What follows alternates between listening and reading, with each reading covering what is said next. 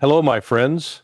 Strategic context and the alleged drone attack on the Russian president's residence. What unfolded in the final days of December cannot be dismissed as a marginal incident or treated as background noise in the broader conflict surrounding Ukraine.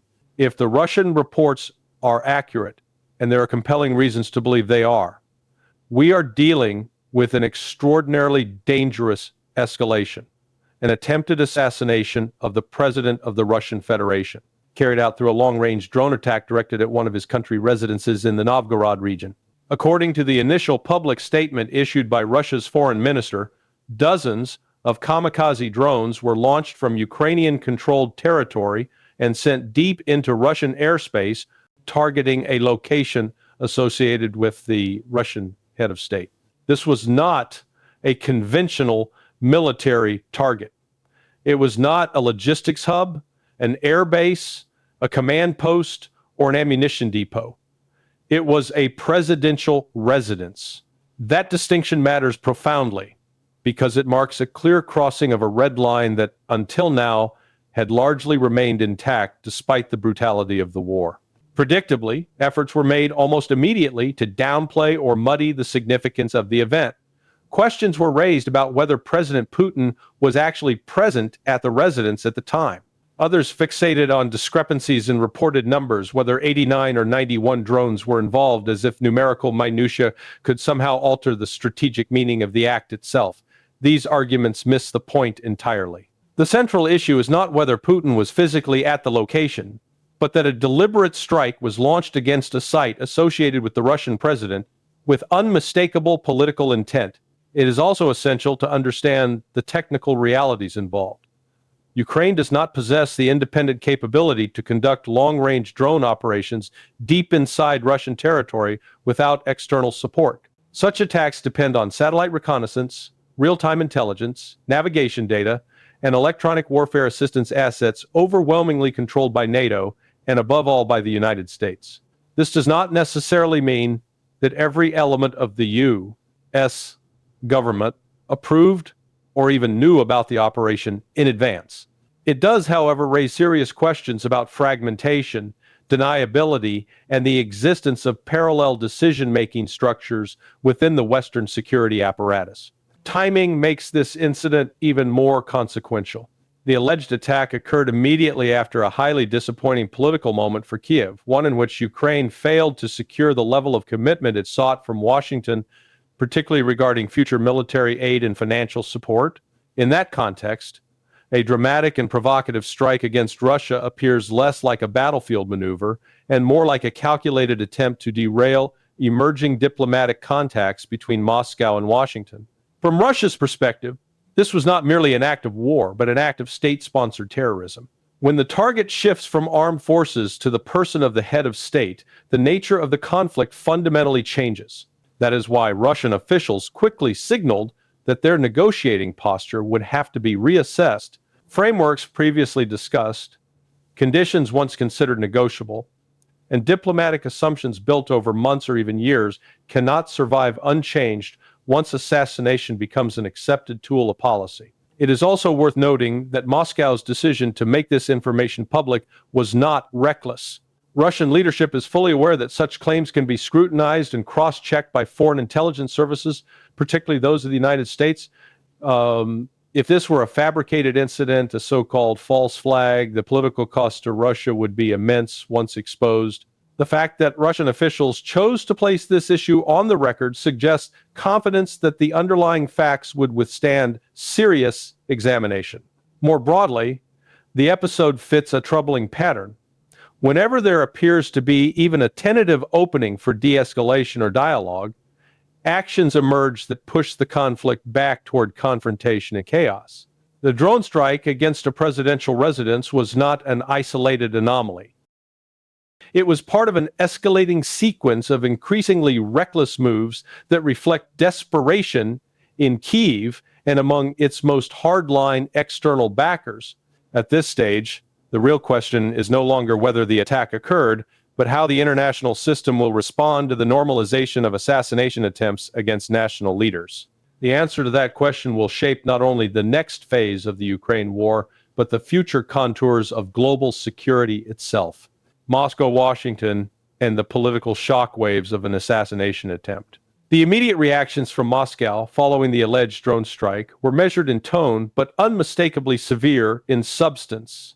Russian officials did not frame the incident as a routine battlefield episode or a symbolic provocation. They described it plainly for what it represented: a direct assault on the political leadership of the Russian state. Foreign Minister Sergei Lavrov's statement made clear that this event would force Moscow to reassess its entire negotiating posture. That alone should have set off alarm bells in Western capitals. Lavrov's words were not rhetorical excess. When he spoke of Ukraine having fully turned to state terrorism, he was signaling a legal and strategic shift in how Russia might now categorize the conflict. That distinction matters enormously. A military operation presumes an adversary operating within some recognizable framework of war.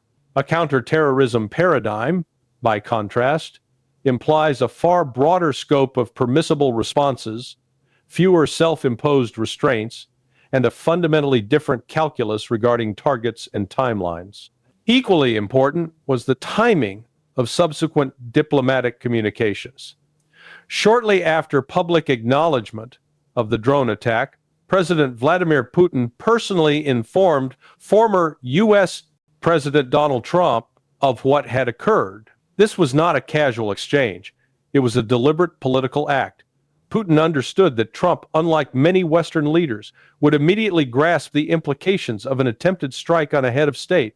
According to accounts from the Russian side, Trump's reaction was visceral and unmistakable. He did not like it. He made that clear repeatedly. Trump's reported anger is significant precisely because it cuts against the dominant narrative often promoted in Western media. He did not dismiss the incident. He did not reflexively accuse Russia of fabrication. Instead, he acknowledged that Putin himself had informed him of the attack and that he found the situation deeply troubling. Trump even emphasized that he was grateful he had not authorized the transfer of advanced missile systems such as Tomahawk missiles to Ukraine, an admission that underscores how close the conflict already is to spiraling beyond control. This reaction strongly suggests that Trump had no prior knowledge of the operation. Had he been complicit or even tacitly informed, his response would almost certainly have been more guarded, more ambiguous. Instead, it was blunt and emotional.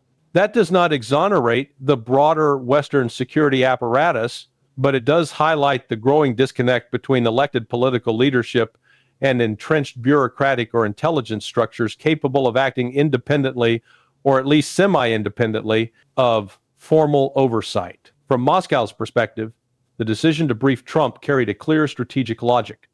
Putin understood that Washington possesses the technical means to verify whether such a drone attack occurred.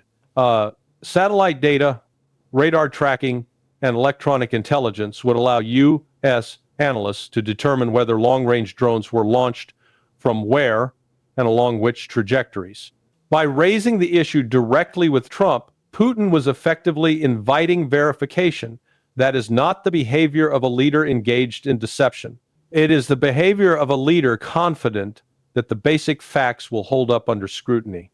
The debate over numbers, whether 89 or 91 drones were involved, became a convenient distraction for skeptics eager to cast doubt on the entire episode.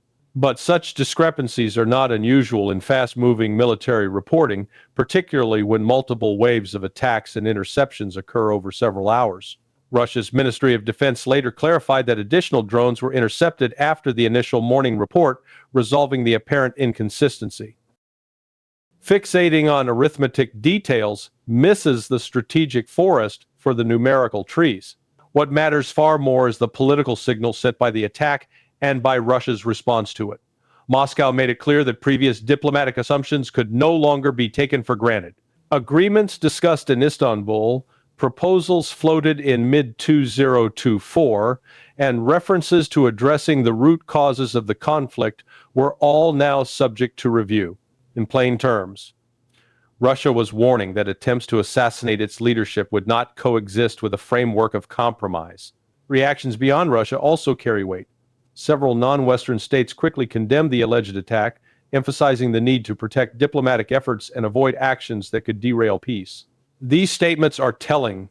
Countries such as India and others are not naive observers. They possess their own intelligence capabilities and diplomatic channels. Their willingness to publicly express concern suggests that they did not view the incident as an obvious fabrication. Meanwhile, Kyiv's response was entirely predictable: outright denial and accusations of Russian lies. Such statements carry little credibility when weighed against Ukraine's own record. Ukrainian officials have openly discussed targeting Russian leaders in the past. Intelligence figures in Kiev have boasted of assassination operations and have framed them as legitimate tools of warfare. Against that backdrop, categorical denials ring hollow. What emerges from this episode is a picture of a conflict entering a far more dangerous phase. An attempted strike on a presidential residence is not merely an escalation, it is a strategic gamble with potentially catastrophic consequences. Moscow understands this. Washington, at least at certain levels, appears to understand it as well. The real question is whether the actors driving such provocations are attempting to force a broader confrontation precisely because they fear that diplomatic momentum is shifting against them. If that is the case, then the drone attack was not just an act of desperation, it was a warning. And Russia, by signaling that it may redefine the nature of the conflict, is making equally clear that such warnings will not go unanswered. Zelensky, territorial reality, and the quiet admission of strategic dependence. While Moscow and Washington were absorbing the implications of a direct attack on the Russian president's residence, Kyiv moved quickly to seize the narrative space, though not with subtlety or coherence. Volodymyr Zelensky's response followed a familiar pattern: outright denial, categorical accusations of Russian fabrication, and a reflexive attempt to shift blame. This posture has become so routine that it now carries little persuasive weight outside the narrow confines of Ukraine's most committed supporters. The credibility problem for Kiev is structural, not rhetorical. Ukrainian officials and intelligence figures have repeatedly acknowledged, both directly and indirectly, their interest in targeting Russian leadership. Statements boasting of assassination attempts, sabotage operations deep inside Russia, and attacks on non-military infrastructure are part of the public record. Against that background, Zelensky's blanket denials do not reassure. They reinforce the perception of a leadership accustomed to saying whatever is politically expedient in the moment. This context is crucial when evaluating Zelensky's subsequent media appearances, particularly his interview with Fox News. The significance of that interview lies not in theatrics, but in what Zelensky inadvertently conceded.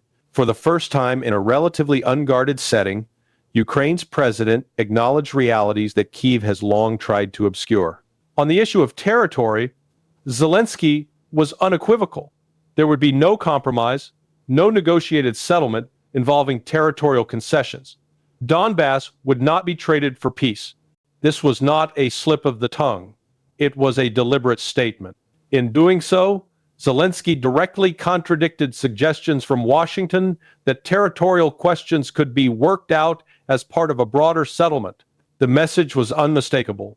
Ukraine's leadership is unwilling to accept the geopolitical consequences of a war it is no longer capable of sustaining on its own.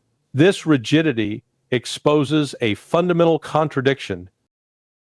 Zelensky simultaneously claimed that a large majority of Ukrainians desire peace, while insisting that the same population rejects any territorial compromise.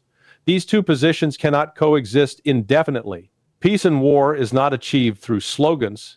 It is achieved through painful trade-offs. By refusing to acknowledge this, Kyiv signals that its concept of peace is little more than a rebranded continuation of war under different rhetoric.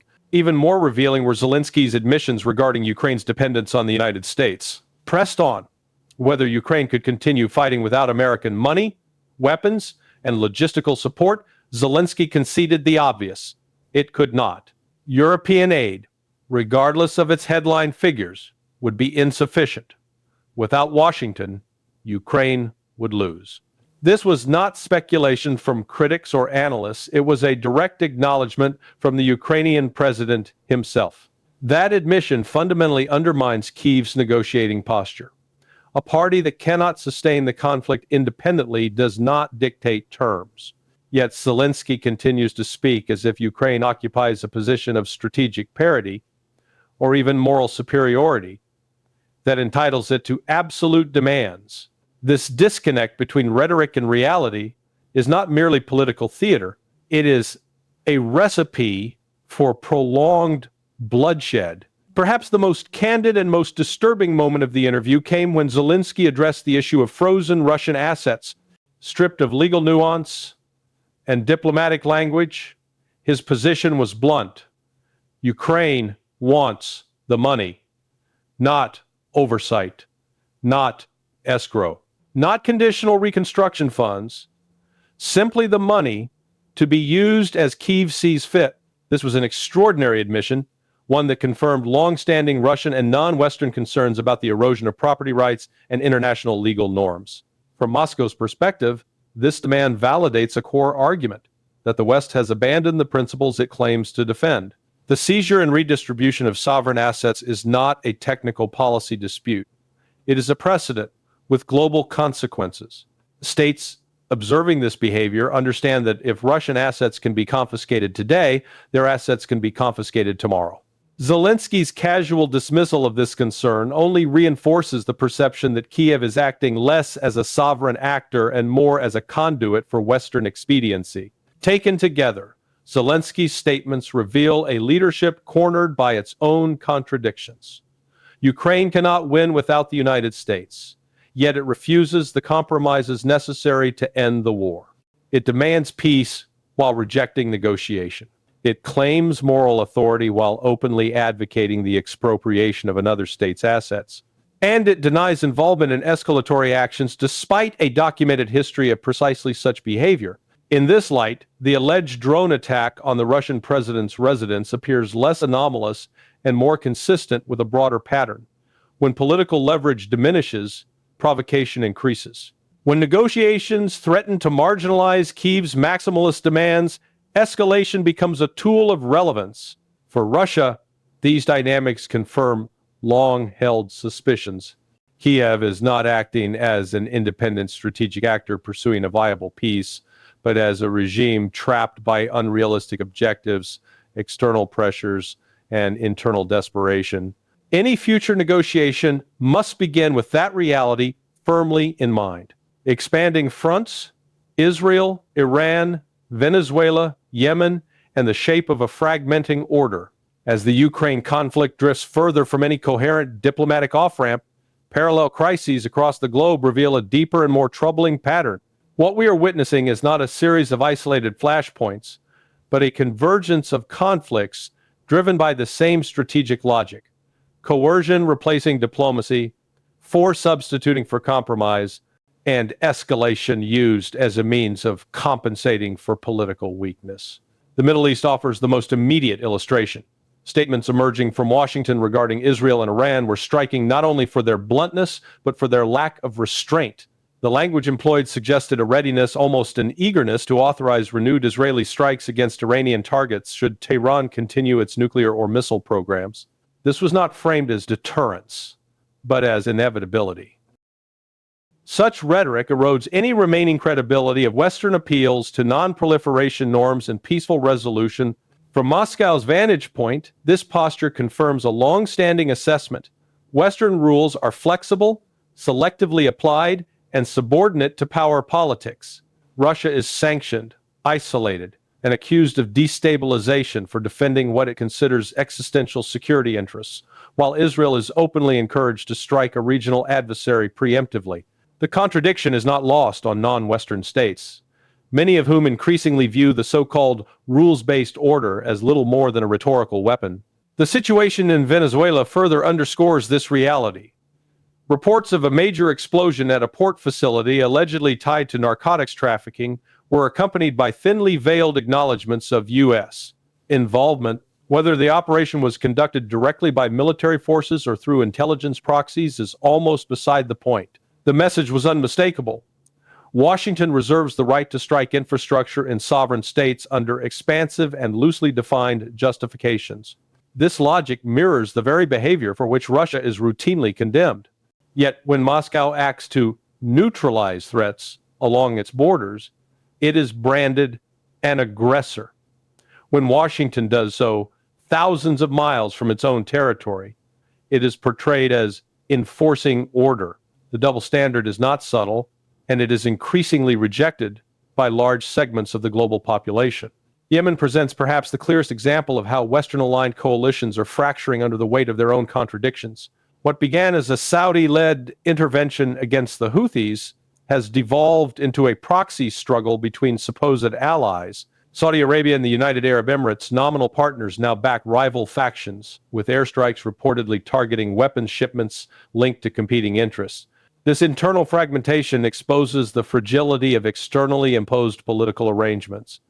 Coalitions assembled through money, arms, and pressure tend to collapse once their interests diverge. For Russia, Yemen is a cautionary tale that reinforces a core principle of its own strategy. Stability cannot be engineered through force alone, nor can legitimacy be manufactured by decree. Viewed together, these theaters, Ukraine, Israel, Iran, Venezuela, Yemen, form a mosaic of systemic breakdown. The United States and its allies are attempting to manage decline through escalation, asserting dominance in multiple regions simultaneously while lacking the economic, political, and moral capital to sustain such an approach indefinitely. Each new confrontation is meant to reinforce credibility. Instead, it exposes vulnerability. Russia's position within this evolving landscape is markedly different. Moscow is not attempting to project universal authority or dictate outcomes across continents. It is acting, often brutally but consistently, in defense of what it defines as core national interests. This distinction matters. States across Asia, Africa, and Latin America may not endorse every Russian action, but they recognize coherence when they see it. And coherence, in a world of cascading crises, is a rare commodity.